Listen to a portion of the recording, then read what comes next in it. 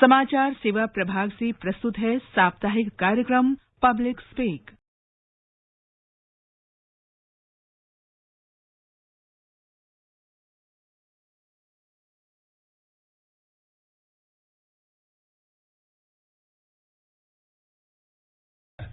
Public speak कार्यक्रम में आपका स्वागत है।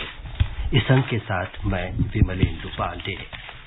इस कार्यक्रम में प्रत्येक सोमवार हम एक नया विषय लेकर आते हैं और उस पर आपके सुझाव, विचार और जिज्ञासाओं पर चर्चा करते हैं। आज के कार्यक्रम का विषय है नई कर व्यवस्था और उसके लाभ। श्रोताओं, सरकार का कामकाज और देश का विकास कर के माध्यम से अर्जित आय से ही होती है। इसी से देश चलता है। वर्तमान में प्रत्यक्ष कर व्यवस्था में दो श्रेणियां हैं, एक पुरानी और दूसरी नई व्यवस्था। हाल ही में वित्त मंत्री निर्मला सीतारामन ने नई कर व्यवस्था में कुछ महत्वपूर्ण बदलाव किए हैं और संसद ने भी वित्त विधेयक 2023 को भी मंजूरी दे दी है। आइए इस बारे में हमारे स्टूडियो में आमंत्रित विशेषज्ञ चार्टर्ड अकाउंटेंट अजय बाधवा जी से हम समझने की कोशिश करेंगे। बाधवा जी, आकाशवाणी के स्टूडियो में आपका स्वागत है। धन्यवाद। श्रोताओं, पब्लिक स्पीक कार्यक्रम आपका मंच है। इसके माध्यम से आप अपनी तमाम जिज्ञासाओं का समाधान करते हैं और सही जानकारी प्राप्त कर सकते हैं। नई कर व्यवस्था पर हमें आपके प्रश्नों का इंतजार है। स्टूडियो की फोन लाइंस खुली हैं। आप हमारे स्टूडियो के नंबर 011 यानी ये दिल्ली का कोड नंबर है 23314444 और 23717106 पर फोन करके हमारे विशेषज्ञ अजय बाधवा जी से अपने सवाल पूछ सकते हैं। इसके अलावा व्हाट्सएप नंबर 9289094044 और Twitter handle @AIR News Alerts पर भी #AskAIR के जरिए अपने सवाल पोस्ट कर सकते हैं। ये कार्यक्रम हमारे mobile app news on AIR और दूरदर्शन की DTH सेवा पर भी उपलब्ध है। बाधवा जी, कर के बारे में प्राचीन समय से कहा जाता है कि ये मधुमक्खी के फूलों से रस लेने के समान होना चाहिए। फूल भी अपना सुगंध बिखेरते रहें और मधुमक्खी को शहद के लिए भी पर्याप्त रस मिल जाए। ऐसे देखते हुए अगर यही कॉन्सेप्ट अगर हम देखें तो देश की जनसंख्या 130 करोड़ से अधिक है और लगभग 6.5 करोड़ लोग ही ITR भरते हैं। तो इस कर व्यवस्था को हम कितना व्यापक बना सकते हैं?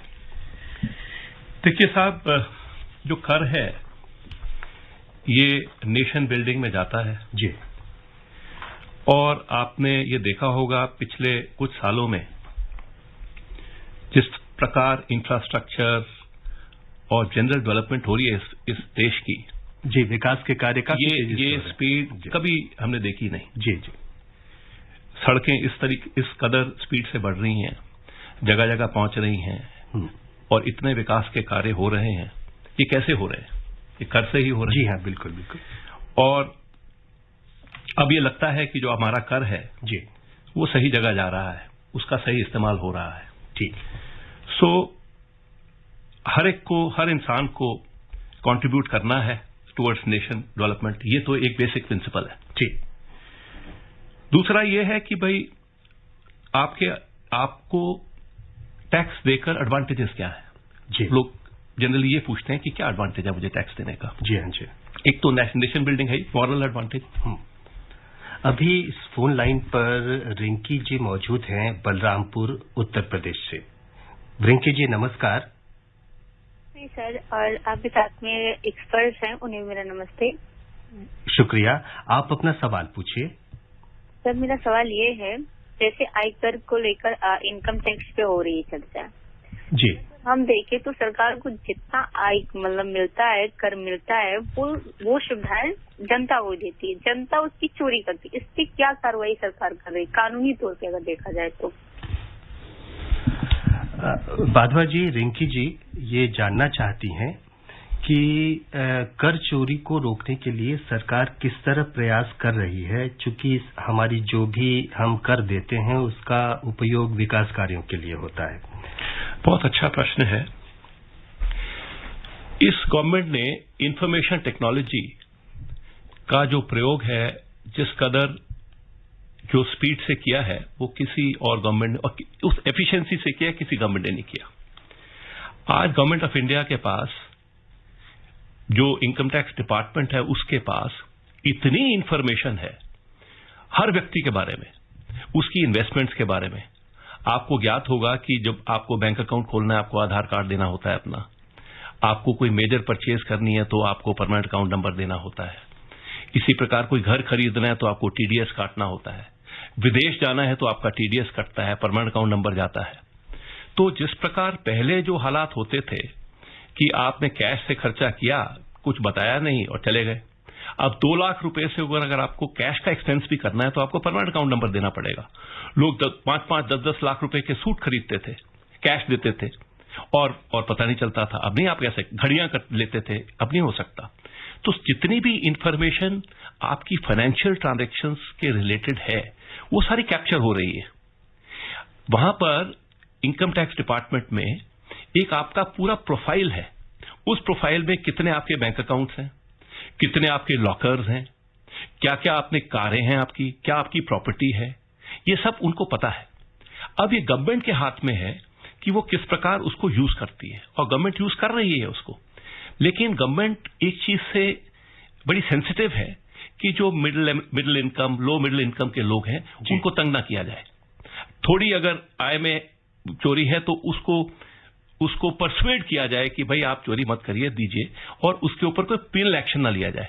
So this government is very sympathetic towards this medium but and lower. But अब जैसे लिंकेज होना है आधार का परमानेंट अकाउंट नंबर के साथ, प्लस और इस तरह के लिंकेजेस जो होंगे, तो उसमें बचना बड़ा मुश्किल होगा। तो आपका प्रश्न बिल्कुल ठीक है जी। हमारे नए श्रोता हैं सीतामढ़ी बिहार से केसी चौधरी जी। चौधरी जी नमस्कार, अपना सवाल आप बताएं। जी नमस्कार, मैं सेवानिवृत्त प्राचार्य हूँ और नई कर व्यवस्था में ATU का रिलैक्सेशन मिलता है कि नहीं? जी आप अपना सवाल एक बार दोहराएंगे? मैं दृष्टिहीन हूँ। जी बताएं। हाँ, नई कर व्यवस्था में जी TU में जो रिलैक्सेशन मिलता है डिसेबल्ड को 100% डिसेबल्ड को 25,000 टैक्सेबल इनकम में जी मिलेगा कि नहीं मिलेगा नई कर व्यवस्था? नहीं साहब, अब नई कर व्यवस्था में नहीं मिलेगा। लेकिन नई कर व्यवस्था में आपको वैसे बहुत एडवांटेज है। आपने देखा होगा कि अगर आपकी 7 लाख रुपए तक की आय है साल की, तो आपको 0 टैक्स देना है। और अगर आप एम्प्लॉई हैं, आप एक सैलरी आपको मिलती है, तो 7.5 लाख रुपए तक की आपकी इनकम हो, आपको 0 टैक्स देना है। लेकिन चौधरी साहब, एक और अच्छी चीज ये है कि ये आपका ऑप्शन है। आप क्या करेंगे, आप पुरानी कर व्यवस्था और नई कर व्यवस्था दोनों में अपनी इनकम को कंप्यूट करेंगे। जो आपको ठीक लगेगी आप वो यूज करेंगे, और ये नहीं कि आपने एक बार यूज कर ली तो आपको एक ही कर व्यवस्था में चलना पड़ेगा। ये ऑप्शन आपके पास है।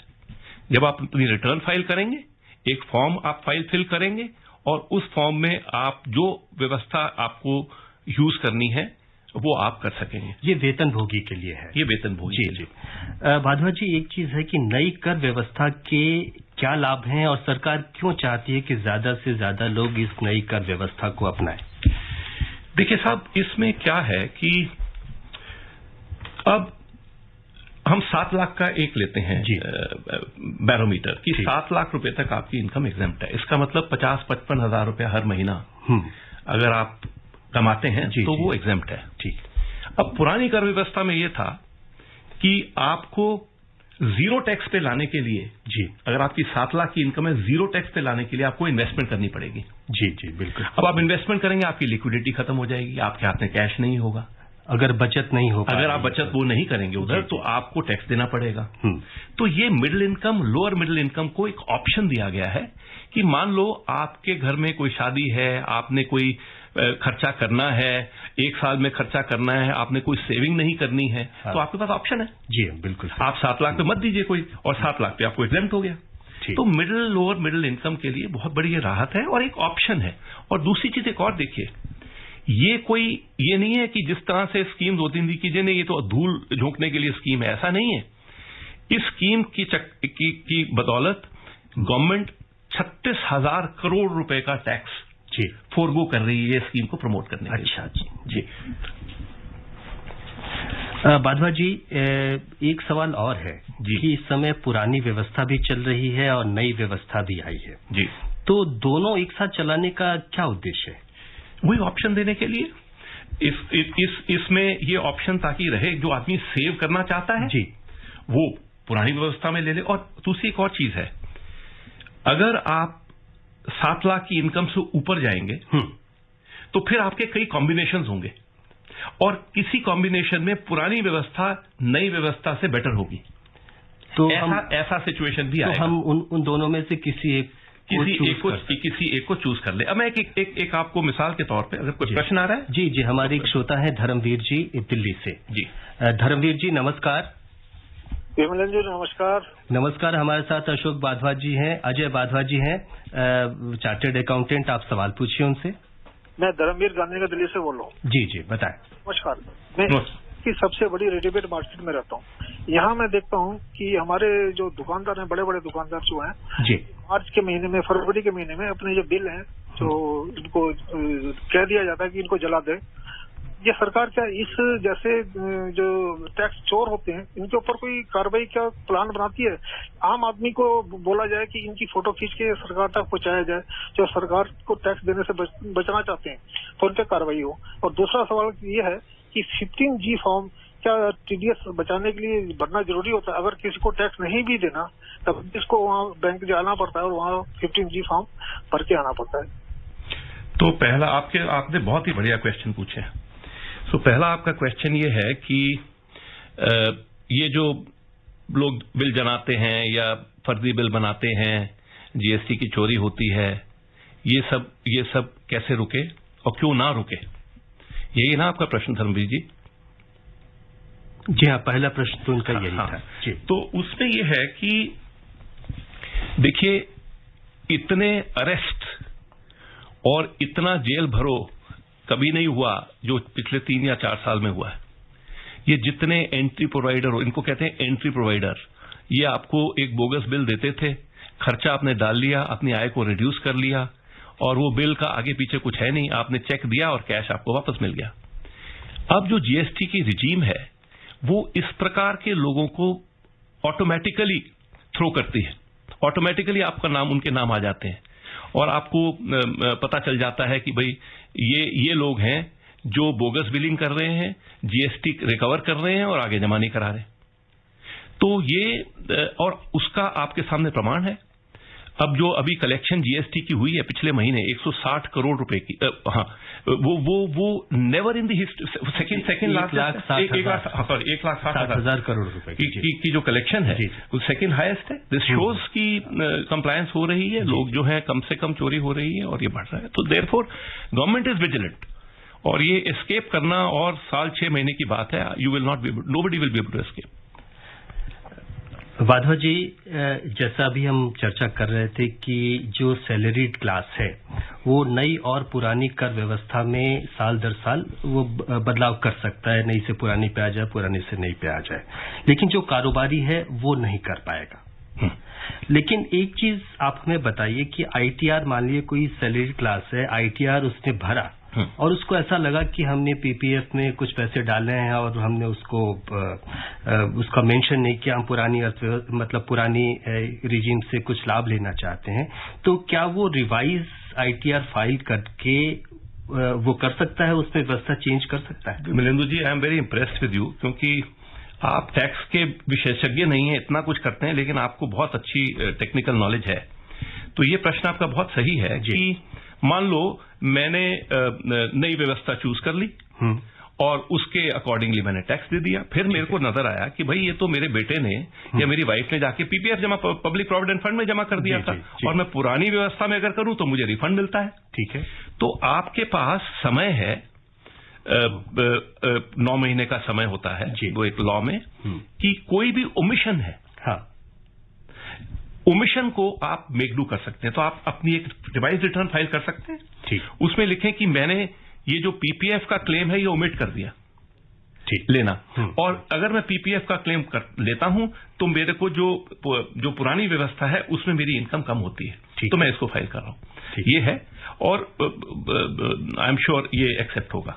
ठीक है। एक और है कि क्या नई व्यवस्था में हाउसिंग लोन पर ब्याज में रियायत मिलती है और किस परिस्थिति में मिल सकती है? अब वो तो बंद है जी। नई व्यवस्था में तो इन्होंने बिल्कुल, अब इसमें अगर आप नई व्यवस्था में ऑप्शन ले रहे हैं, हाँ, तो आप, लेकिन अगर उस प्रॉपर्टी को हम रेंट आउट करें, हाँ, मैं समझ गया आपकी बात। जी।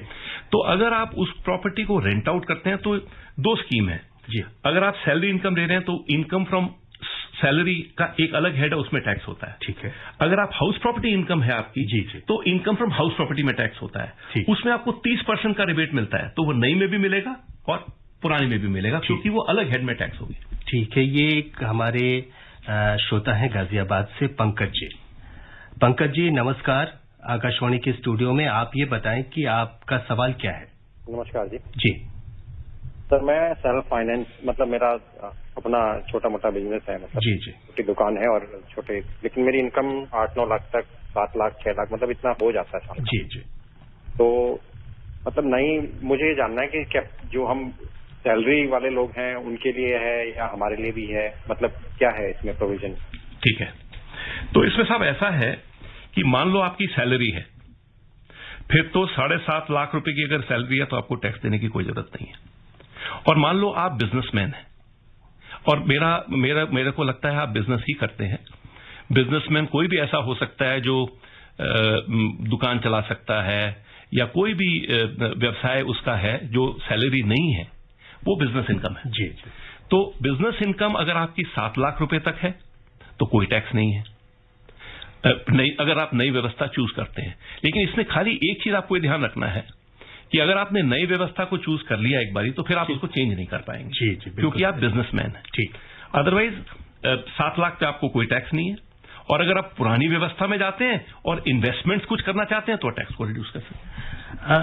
अजय जी, एक सवाल और था कि कुछ ऐसे कारोबार जो बड़ी पैमाने पर तो नहीं होते, जो न ये कभी बुक मेंटेन करते हैं, न कई सारी चीजें करते हैं, उनके लिए प्रिजम्पटिव टैक्स क्या चीज होती है? हाँ जी, बहुत अच्छी बात आपने कही। देखिए, इसमें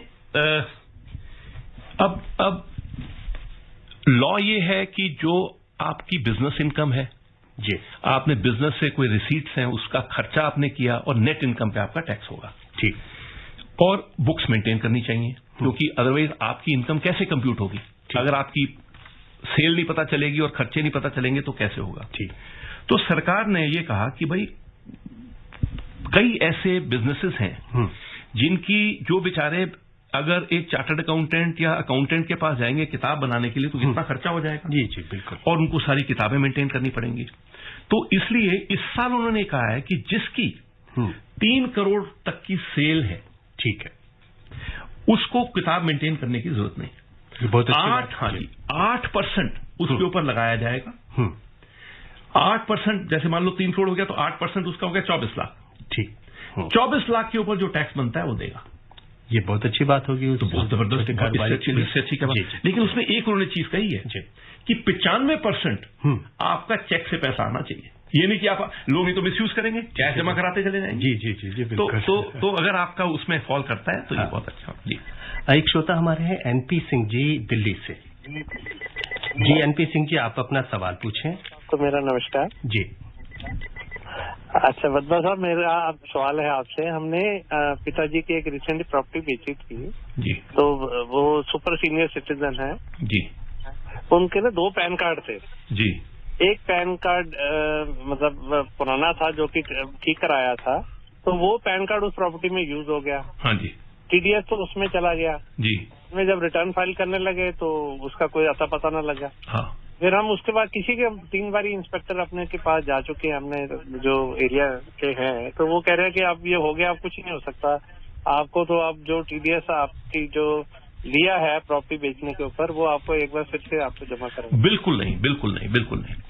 देखिए, ये जो टीडीएस जमा करना, गलत फॉर्म लगा देना, गलत पैन लगा देना, ये एक प्रोसीजर है। लेकिन फैक्ट ये है कि आपने टैक्स जमा किया है, और जब आपने टैक्स जमा किया है तो आपको उसका क्रेडिट मिलेगा ही। तो प्रोसीजर जो होता है वो कभी भी आपके अगेंस्ट नहीं जा सकता। और कोई इनकम के ऊपर 2 बारी टैक्स नहीं लिया जा सकता। तो इस पे आपका ये रेक्टिफिकेशन हो जाएगा।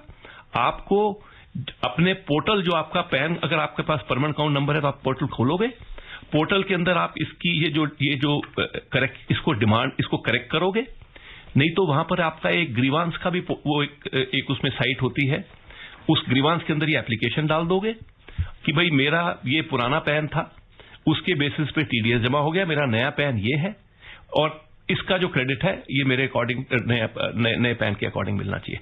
आपसे वो रिकवरी नहीं हो सकती, आपका वो टीडीएस कभी बेस नहीं हो सकता। बाधवा जी, एक और सवाल है कि एनपीएस जो national pension scheme, new pension scheme है, उसमें क्या नई इस टैक्स व्यवस्था में कुछ छूट मिल सकती है, खासकर जब उसका कंट्रीब्यूशन अगर एम्प्लॉयर करता है? उसमें है जी, उसमें है, बट ये मेरे ख्याल से गवर्नमेंट रिलेटेड है जी। दिस इज जो न्यू 80CC-D2 है जी। ये पेंशन स्कीम जो गवर्नमेंट एम्प्लॉयज के लिए, उसके लिए बेनिफिट है, उसका वो छूट ले सकता है नई व्यवस्था में। जी। एक बात और है अग्निवीरों की, कि वो कौन कौन सी रियायतें हैं जो अग्निवीर को मिल सकती है एनपीएस में? अग्निवीर एक कंट्रीब्यूशन है 80CC-H में जी। तो वो जो इतनी कंट्रीब्यूशन करेगा एज पर जो गवर्नमेंट रेगुलेशंस पे लाएगी अमाउंट लिखेगी, उसकी वो एक कंट्रीब्यूशन करेगा टुवर्ड्स हिज सेविंग, ठीक, उतना ही गवर्नमेंट कंट्रीब्यूट करेगी जी, बराबर। तो जितना उसकी कंट्रीब्यूशन का जो अमाउंट है वो उसकी इनकम से कम हो जाएगा, उसको कम इनकम पे टैक्स करना पड़ेगा। और जब उसको ये पूरा पैसा गवर्नमेंट का और उसका अपनी कंट्रीब्यूशन मिलेगी, उस पर कोई टैक्स नहीं होगा। So this is a very good scheme ji. Latur से हमारे श्रोता हैं गणेश जी। गणेश जी नमस्कार। नमस्कार सर, नमस्ते जी। आप हमारे विशेषज्ञ हैं बाधवा जी, उनसे आप अपनी जिज्ञासाएं पूछें। नमस्ते सर। नमस्कार सर, मेरे नई कर व्यवस्था के बारे में सर 2 सवाल है। पहला है सर, जो सैलरीड एम्प्लॉय है उनका सालाना इनकम अगर 7,50,000 के आसपास होता है तो नई कर व्यवस्था में सर उनको स्टैंडर्ड डिडक्शन मिला के सर इनकम टैक्स 0 हो जाएगा क्या? यस।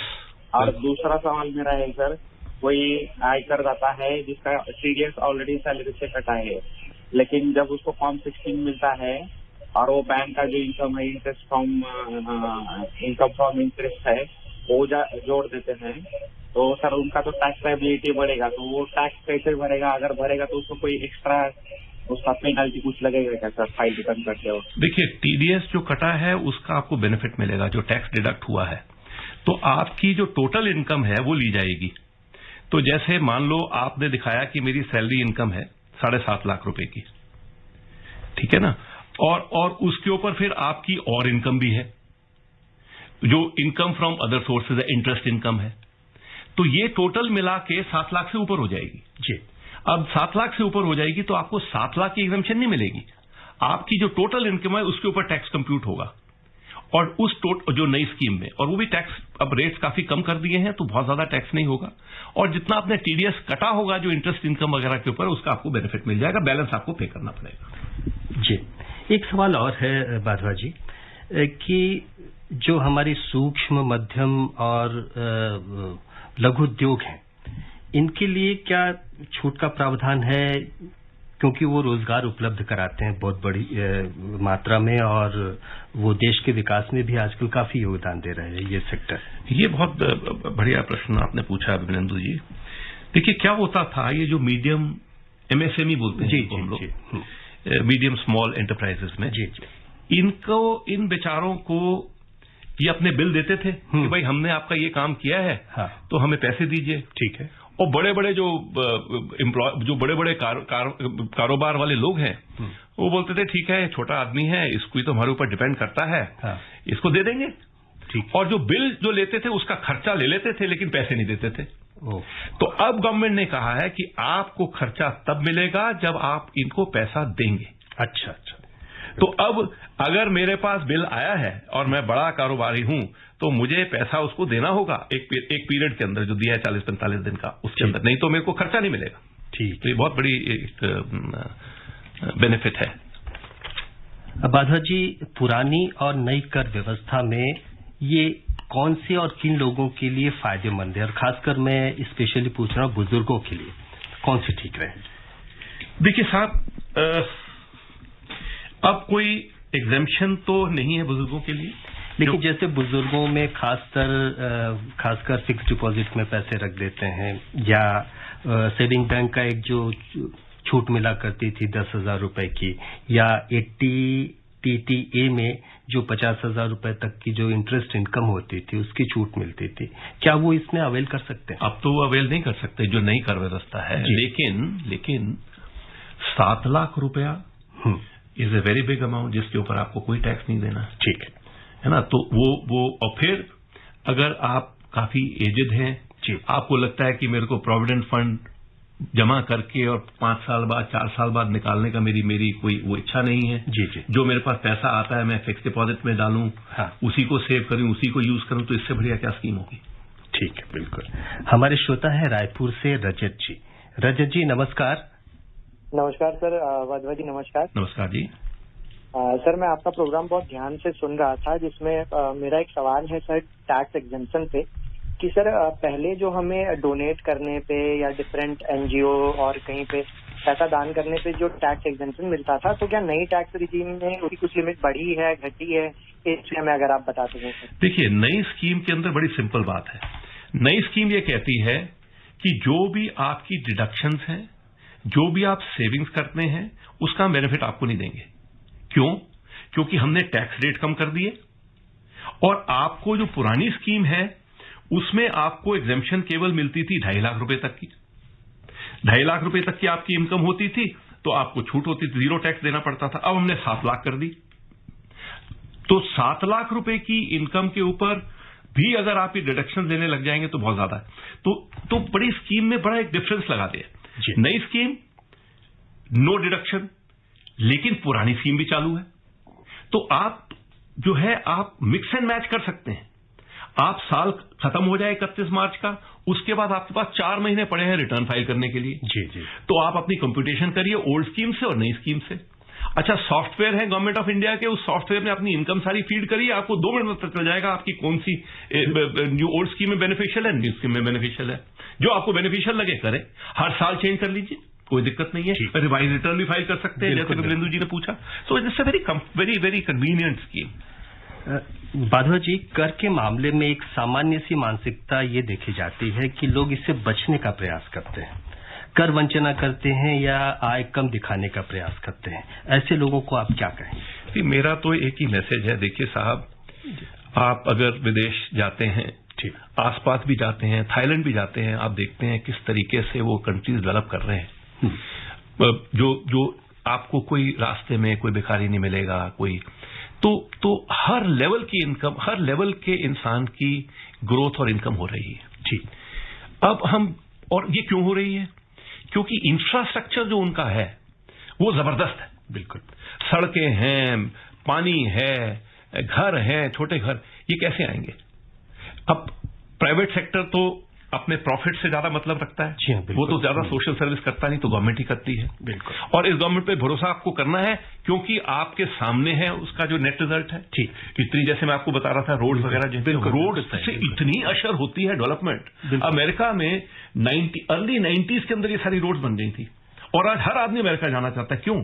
बिकॉज एक्सेस है, बिल्कुल, एजुकेशन है, तो इसलिए टैक्स तो देखिए साहब बहुत जरूरी है, और हमें भरना चाहिए स्वेच्छा से। और एक मैं सबसे अच्छी चीज बताऊंगा भाई साहब आपको। हाँ, कोई है इसमें? नहीं, अभी तो है, अभी तो एक अब अंतिम मिनट रह गया है, तो मैं एक छोटी सी चीज बता देता हूं कि इस गवर्नमेंट ने आपके ऊपर बहुत बड़ा विश्वास किया है एक फेसलेस स्कीम को लाके।